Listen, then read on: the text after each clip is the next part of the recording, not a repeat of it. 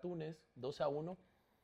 Um, comenten mucho, quiero verlos comentando demasiado, tenemos que tener mucha interacción, tenemos que crecer aquí. Porque esta semana que viene les voy a hacer la revelación de mi carro. Le voy a hacer lo más loco, lo que yo nunca me imaginé que iba a hacer en la vida mi carro. Soy muy emocionado porque ustedes van a ser parte de esto. Gracias a ustedes estoy haciendo todo esto. Y quiero que uno de ustedes sea parte de que se suba al carro cuando finalmente le hagamos la modificación que le vamos a hacer. Uno de ustedes que me está viendo va a subirse a ese carro. Y van a decir, wow, JC, la rompiste. Bueno, eso esperemos, eso esperemos. Pero bueno, chicos, siempre agradecido con todos ustedes porque créanme que sin ustedes nada de esto sería posible. Siempre quiero darles las gracias.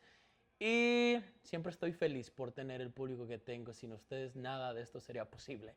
Son los mejores. Guillermo, ¿cómo estás, Guillermo?